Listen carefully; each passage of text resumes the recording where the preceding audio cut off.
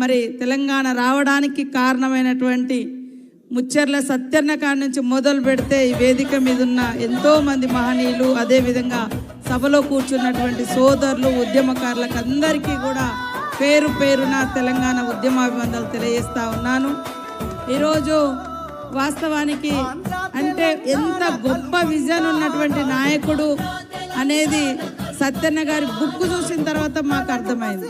నాకు కూడా అంటే సత్యన్న పేరు విన్నాము, ఆయన మాజీ మంత్రిగా మంచి పేరున్న వ్యక్తిగా, కానీ తెలంగాణ కోసం ఇంత ఉద్యమాన్ని చేసిండు. ఆనాడే ఆయన ఆవేదనను, ఆలోచనను, ఆశయాన్ని ఏ రకంగా కథల రూపంలో, కవితల రూపంలో, పాటల రూపంలో ప్రజల్లోకి తీసుకెళ్లి తెలంగాణ భావాన్ని ఏ రకంగా వ్యాపింపచేసిండు అనేది మొన్న పృథ్వీ అన్న బుక్ ఇచ్చిన తర్వాత నాకు అర్థమైంది.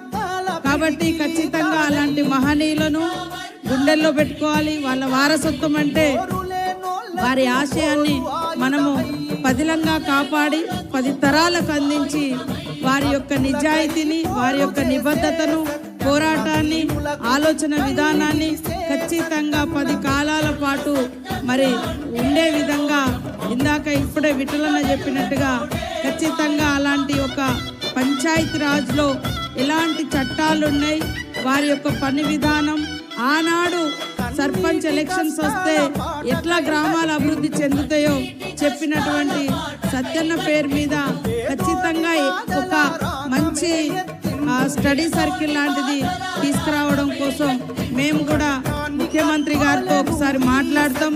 అట్లనే ఓరుగల్లు బిడ్డ కాబట్టి ఓరుగల్లులో కూడా ఏదైనా ఒక ప్రముఖమైనటువంటి ప్రాంతానికి కానీ, లేకుంటే ఎడ్యుకేషన్ ఇన్స్టిట్యూషన్స్ కానీ, లేదా ఏదైనా ఇప్పుడే అనుకున్నాము ఏదైనా ఒక మంచి దానికి పేరుండే విధంగా మనం ఖచ్చితంగా తీసుకురావాల్సిన అవసరం ఉంది.